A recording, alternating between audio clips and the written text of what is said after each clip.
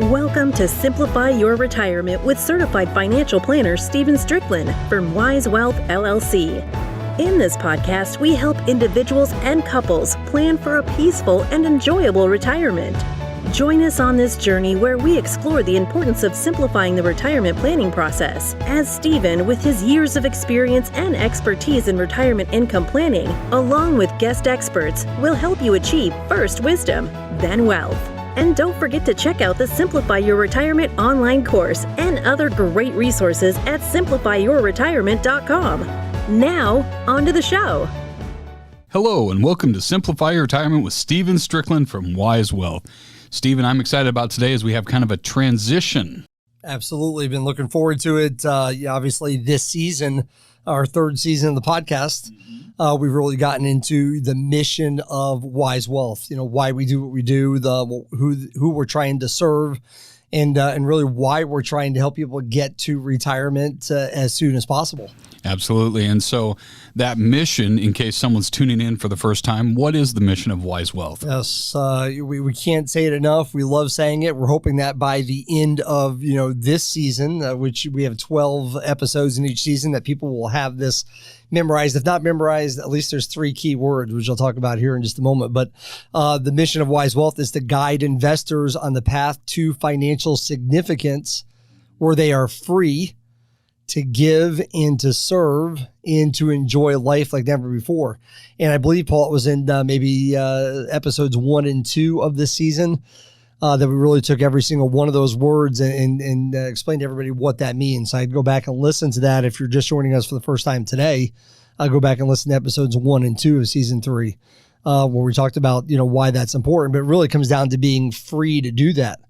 And so as soon as we can help people get free to do that, the better, because that's a great motivation to have, to be able to do those things. And we narrow it down to 3 words. It's just give, serve, and live, and enjoy life. And so we've spent, the first part of this season, talking about giving. We've had several guests on the show, several clients talk about how they give, financially to different organizations and why they do that. And really today, we're transitioning to the second part of our mission, and that is to help people be free to serve. And serving is just giving back. And a lot of times it's not just money, it's also time. And so we've already talked about the money aspect of this, and now we're talking about giving back of your time and expertise, and a lot of times an experience. For sure. And, like you said, we've had different guests on, and the idea behind this, I know your heart behind this really is to be able to encourage others, right? So some people may not have an example in their life, or they may be wired this way, but they've never really put thought behind a proactive approach to giving and serving and living. And so bringing people on who do this is a way to be able to encourage others and say, here's how someone does it. Maybe they can identify with it and be able to take that and internalize it and then reach outward from there. We want to encourage people to do it. We want to be, inspire people. And, people have, when they're working a career, they have a purpose. Every day they get up, they have a role to play. They've got a job to do. They've got, something they've got to accomplish. And so when you get to retirement, it'd be, maybe tempting to all of a sudden, not have a purposeful life anymore. And we know, based on, a lot of clients that we, that we have the pleasure of working with, like Brad in the studio with us today, they have a purposeful retirement. You have a reason, to get up every day and go do what you need to do to help other people. And so that's what we love about it. We want to inspire people to have not only purpose during their career, but also in retirement. And so I'm glad today to be joined by Brad. Brad and Lisa have been clients of Wise Wealth for a few years now. So Brad, thanks for being on the show with us today. Glad to be here, Stephen. And what I love about Brad and Lisa, it really, you guys really embody the entire, philosophy, and that is of giving, serving, and enjoying life. And I know I had you on today to talk about, serving, but I also want to talk to you about enjoying life, because I know you live on a lake. And so, I like for you to just tell people what you like to do during your free time when you're not serving or working. Sure. Well, I've been retired a little over 5 years, and that's been a great 5 years. We've really enjoyed it. We do live at a lake. I'm a lake person. I grew up on the lake, so I'm on the water, sailing, skiing, swimming, fishing, pretty much every day in some form. I play a fair amount of golf and mostly enjoy taking care of 3 homes. We have a couple houses and my mother's home, so I've stayed very busy in retirement beyond the things I've done in terms of serving. So it's great, and we've really enjoyed it. Yeah, that's awesome.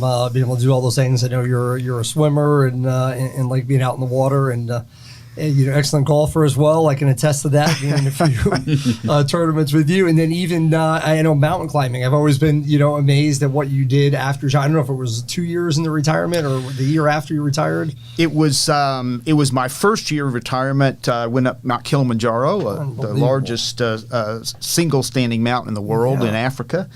And I actually was going up to the peak on my 60th birthday. So that was quite an experience. Unbelievable. So, You're talking about inspiring people. I mean, that's awesome. Yeah. It was a great experience. And train and then go over there and climb the mountain. That's awesome. So 5 years ago, you decided to, retire. And I always find it interesting, when people, make that decision, what gave you the confidence, I guess, back then, or what made you decide, now is the time?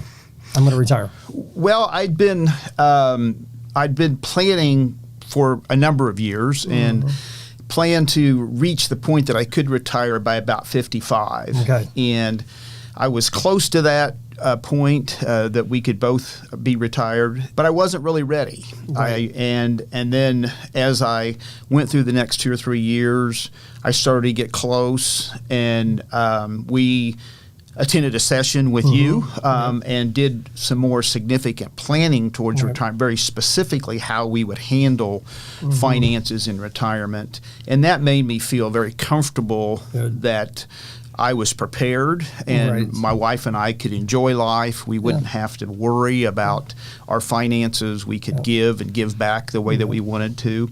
So I reached a point where I had a year or so where it was like, I can stay or I can go. And I started to find some of the things that I've enjoyed so much, both serving and just personal enjoyment. And I said, it's time. There was a beautiful October that I was working, and I said, I don't have to be anymore. So I made the decision that I would retire, told my boss, and then essentially another year I retired. Awesome. And it was just very comfortable, and working with you helped me feel very confident that from a day-to-day standpoint, I wouldn't be concerned about our ability to enjoy life and to give to others. I appreciate that very much. I remember the course that you came to, the class that we taught, and still teaching that class. And that's really what this podcast is all about. Really, it is it's a in-depth, we have the course. It's a 2-day, 5-hour course, Simplify Your Retirement. And this podcast really, Paul, is an extension of that course. We go into a lot more detail here. So we're in season 3 now. So we have maybe 30 episodes under our belt. So it's a lot more than 5 hours. Yeah. And, if someone's listening for the first time, really going back to season 1 kind of lays the groundwork of what we talk about in the class. Yep. And season 2 was a deeper dive into some of the more complex topics. And so this is a great way to be able to share that information with a lot of people as well. Exactly. And Brad, you mentioned something, very important. That is, I like the fact that that was your goal. You had a goal, hey, by 55, I want to be ready. And so you were ready to retire, even though you had not retired yet. I think that's very interesting. A lot of people, I think, are in that circumstance or at least they feel like they should be able to retire. They think they have enough money to be able to live on. They're not 100% sure, but they feel like they are. And so that's where we find a lot of people in that situation where they just need to sit down with a retirement income planner, a financial planner, and know for sure, yes, here's how much of my assets it would take to actually generate the income that we need.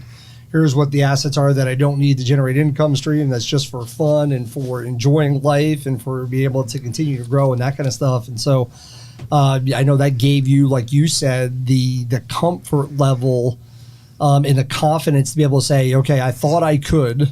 Now I'm just going to go do it. That's right. That's awesome. That's exactly right. Good. And the 3 buckets that you help people understand and use for me was really important. It was important for me to feel like I essentially still had a salary. Right. In the way that we structured things with your help and your team's help made it very comfortable for my wife and myself. And she knew, and your wife, she knew the direct deposit was still going to come in That's at right. the same time every month and that kind of stuff, which is great. I know you have friends, and they've told me that you have told them that they're just going to know. You know what I mean? How do you know? How do I know when I should hang it up? You basically just said, there's going to come a day, like you said, an October day, you're just going to know I don't need to be here anymore. That is a feeling. That's right. I had friends that I'd worked with in the past tell me that, and that was my experience, and I've shared it with 2 or 3 others. Yeah, and that's awesome. It's a good feeling. That's good. And so, since you retired, I've gotten to know you over the last few years. I know that when you first, I'm going to talk to you today about serving. And again, like I said before, you really could have been a guest on all 3 parts of these things, giving and serving and enjoying life. But we're really focused on the serving part of this. Today, I know when you first retired, I think you were taking a class or got a certification on conservation. Or was it? That's right. Yeah. It's called Master Naturalist, Okay. and it really teaches you about all aspects of particularly our environment here, both plants, animals, etc., which has always been a fascination and an enjoyment for me. And then it helps guide you into serving and volunteering in that arena if you choose to. Yeah. And it connects you with organizations. So it's anybody that has that kind of interest, it's handled by the Missouri Conservation Department. You can look up, and it's called Master Naturalist. So I thought that was interesting. You, quote unquote, retired. Yeah. And then you immediately found something that you'd always been interested in and took a course. That's right. Yeah. Well, and an important thing for me as well is to keep learning in some way. Yeah. I didn't need to learn more about financial services at the time that I worked in all my life, but something different like that was helps you kind of grow and continue to learn. So I enjoyed that a lot. I always thought that was an awesome way to get into retirement and not just say, hey, I'm just going to go fishing every day, which you probably still do. You know what I mean? But you're going to do more than just going fishing every day. That's right. Yeah, that's awesome. And then so you got that. You were interested in that. You like you said, it gave you opportunities by taking that class. It gave you opportunities, not only to meet new people, but also to know how to get involved in those kinds of things if that's what you wanted to do. That's right. And there's a variety of things there. What I've really focused on, a pet peeve of mine, and it doesn't sound very exciting, but I spend a lot of time. I have dogs that I take out every day. And what I've done is really focused with the local county here I pick up, as I take my dogs, I pick up a lot of trash, and try to keep some of those areas that are there for all of us cleaner and nicer.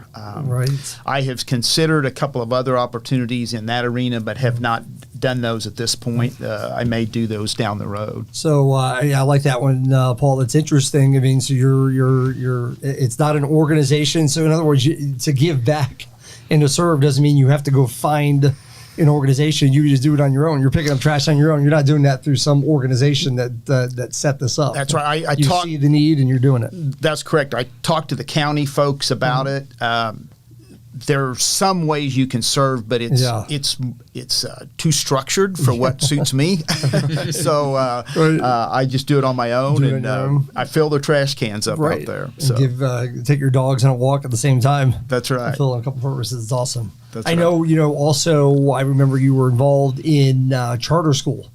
You want to tell us a little about that? Sure. While I was still working, I joined the board of the Genesis Charter School. Genesis is an inner city school. It's at 43rd and Cleveland, and it's actually in the Boys and Girls Club there. Okay. And I was on the board, and part of that is our company would give to the organizations if you were involved in them. Oh, okay. And so when I retired, they don't do that once you retire. So I encouraged one of my fellow employees to join the board. Okay. And I decided I would volunteer in the classroom. My family are all educators, except me.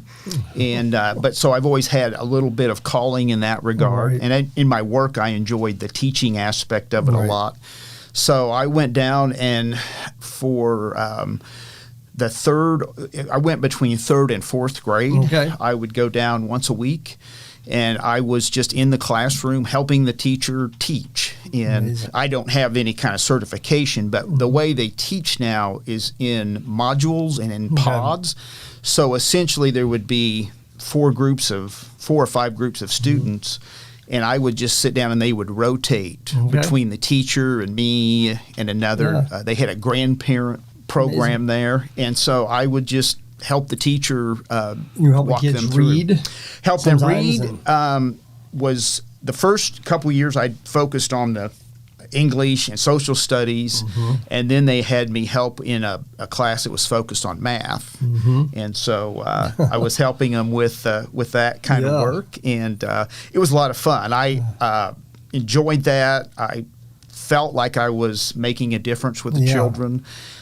Part of it was helpful for them to see someone kind of different, not from their world in a way. And I think that was beneficial to them. The pandemic kind of put a kind of wrecked that program, but I enjoyed that and found that I felt like I was making a difference there. That's awesome. I know that a lot of people, this is where they, where they know where to give and where to serve. It's because they have a passion for it, or they have a calling. Like you said, it's in your family history to be able to be educating and helping people. And so I know that was a big deal. It's awesome to be able to help kids, right? And like you said, you went down there, once a week, and you didn't have to get certified. They were just looking for people who were willing to help. Exactly. And it wasn't every day. It was just one day a week. Right. It was, and I could have gone 2. Yeah. I could have gone every other week. Right. They were very flexible. They were wonderful people doing really yeoman's work. Yeah. And it was very simple. So I think sometimes people do think it's complicated to try to help. Yeah. And it's not necessarily complicated. Well, I know you were at American Century for many years. How long were you there? Over 17 years. Over 17 years. And this is the first time I've heard this. I picked up on what you said.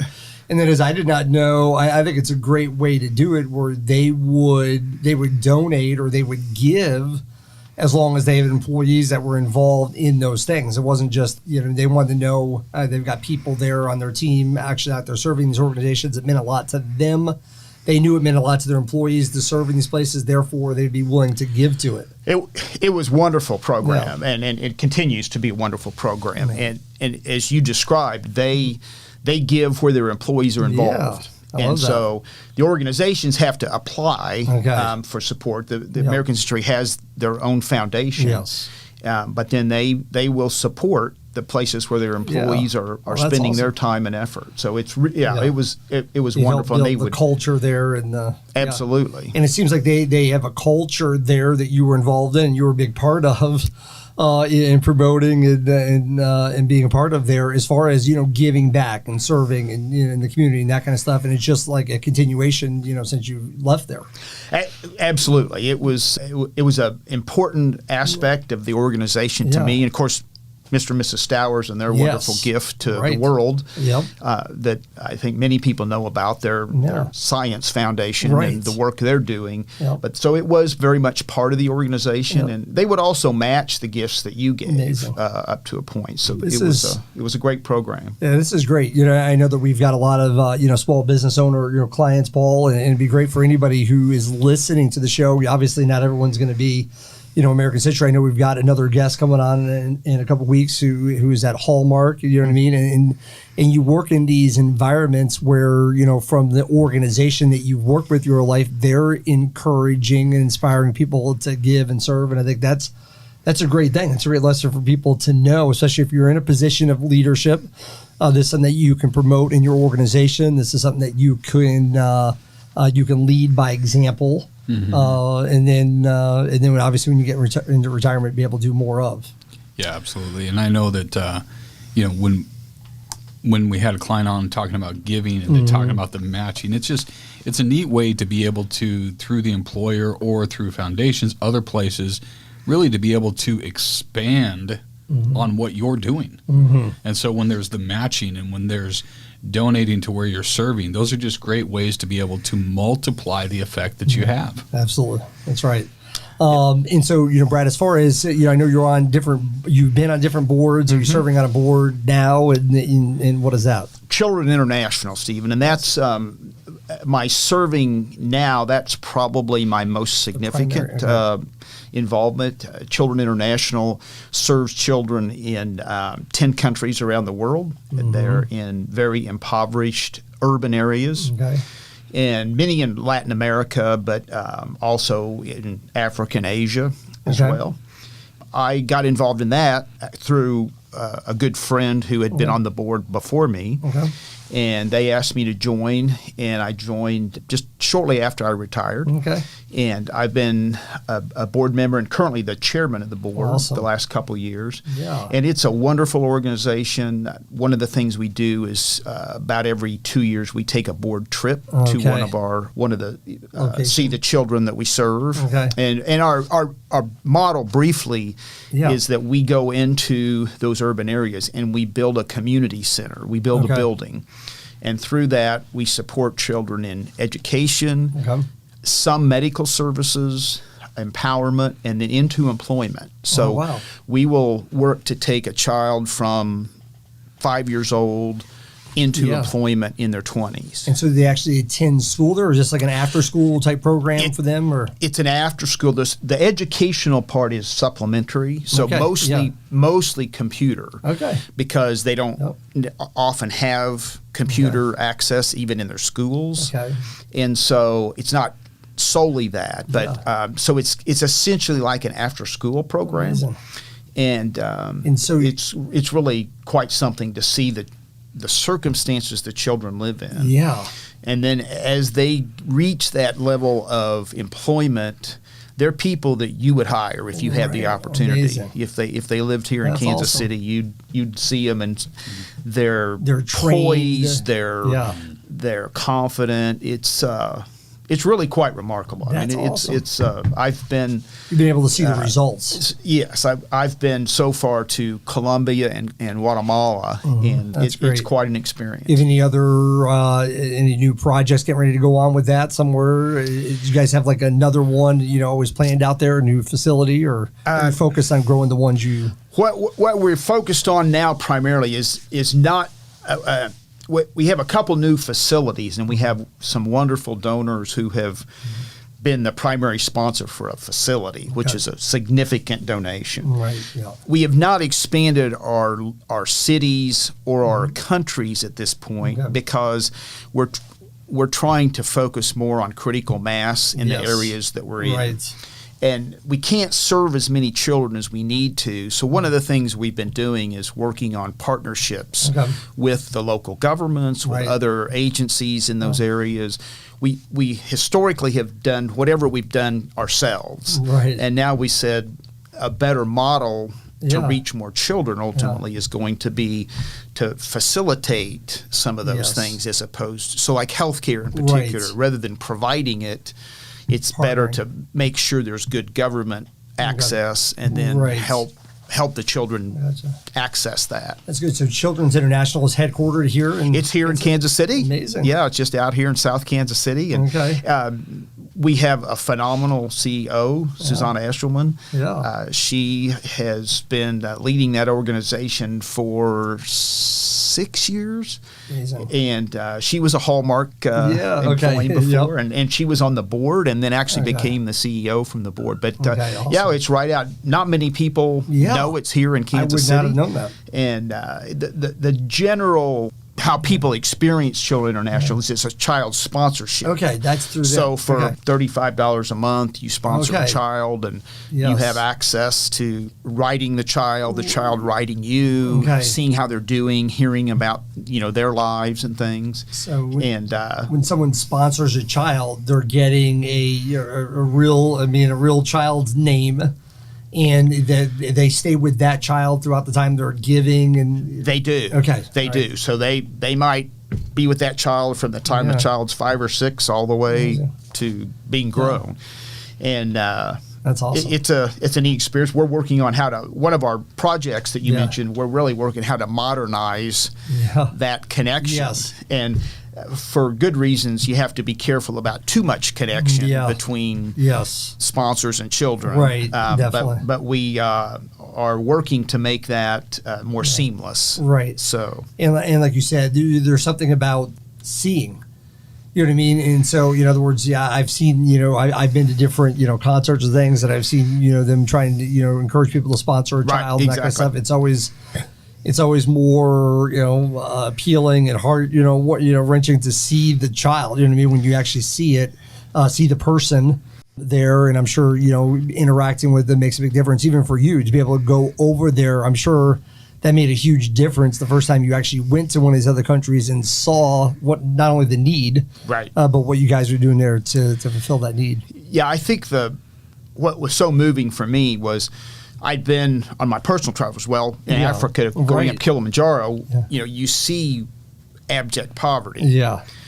But to actually go in and meet the families and talk with them and see their homes, which people here wouldn't consider a home, but and then see them come out the other end, these young people that, like I say, anyone would want to hire. Right. That's the part where you say, well, there is hope. Yeah. It's not a fruitless effort. Right. And you can see what really happens with those young people, and it's quite an experience. It's awesome. What I love hearing what you're saying about that organization is it's not just, they're not giving out free, let's say, food. And again, there's a need sometimes. People have water, food, and those kinds of things. You guys aren't just giving money away to these, people, let's say, or resources. You're actually giving them knowledge and training, and they're coming out of this thing equipped and ready to serve in the world themselves. That's very well said, Steve. Yes, it's not that monthly amount. It's not a payment to the child.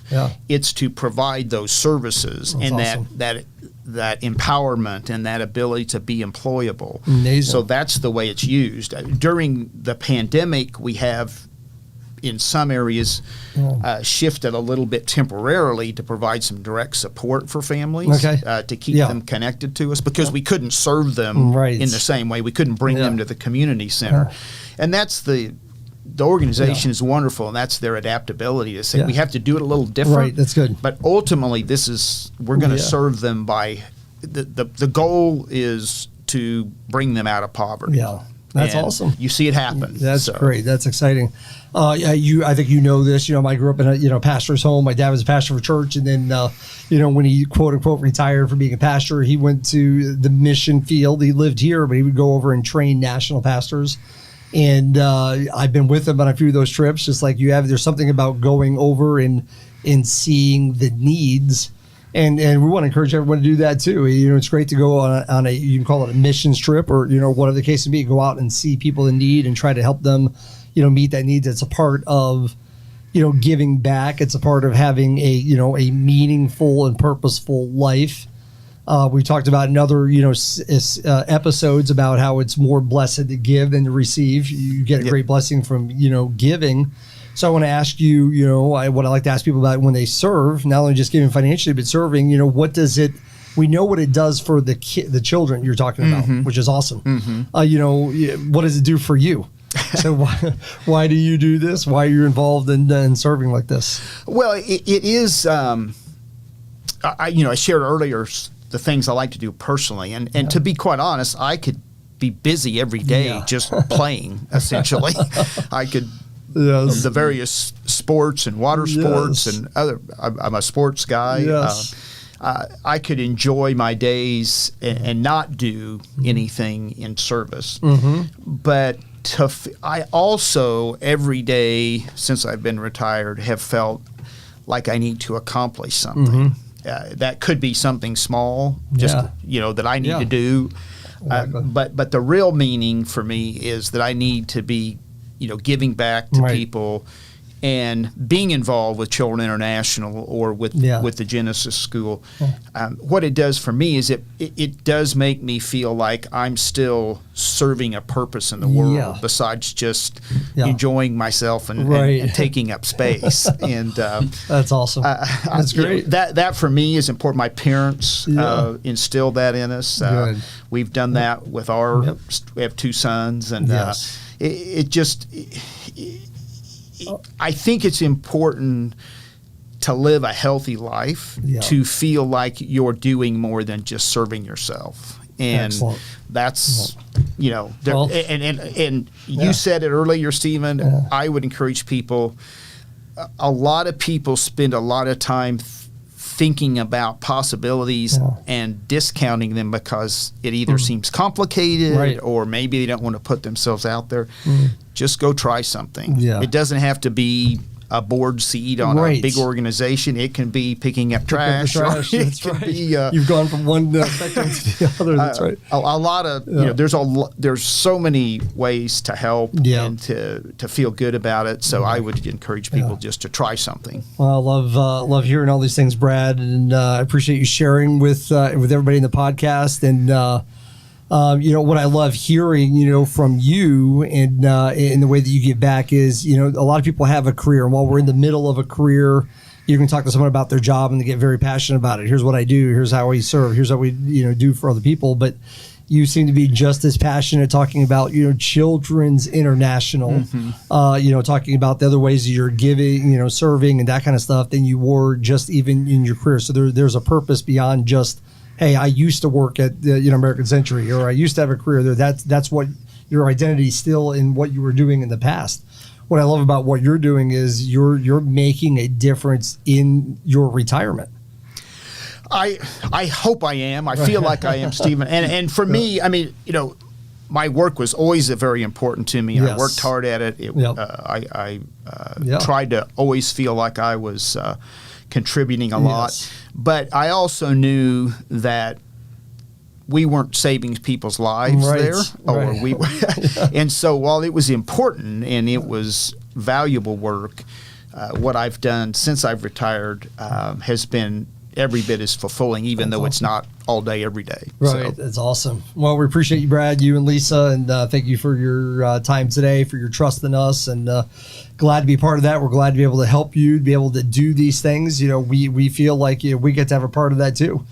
So to help you be free so you can focus on those kinds of things, it's a great blessing to us, and to have you, working with us here as well. So Paul, a great way to start this section on serving. For sure. And I know that I appreciate what Brad said. Just do something. Try it. What I found interesting, Brad, is that you had a lifestyle of serving and giving while you were working, but it has expanded into different areas when you retire, which is great to be able to say, what am I passionate about and how can I serve in that area? Whether it's nature, children, educating, whatever it is, that's great. And so, Brad, I appreciate having you here today too. And Stephen, as always, thank you for having him on. I always enjoy having great guests and be able to hopefully inspire the listeners to be able to take action and to create that lifestyle of serving in their life as well. And so, of course, our last thank you goes to you, the listening audience. We wouldn't be here without you. Thank you for tuning into the Simplify Your Retirement Podcast with Stephen Stricklin. If you haven't subscribed to the podcast yet, please click the subscribe now button below. This way, when Stephen comes out with a new podcast, it'll show up directly on your listening device. This makes it much easier to share these podcasts with your friends and family. This is a great one to be able to share, to encourage others. Again, thank you so much for listening today. For everyone at Wise Wealth, this is Paul Brock reminding you that financial peace comes from having a plan. And we'll see you next time. Thank you for listening to the Simplify Your Retirement Podcast. Click the subscribe button below to be notified when new episodes become available.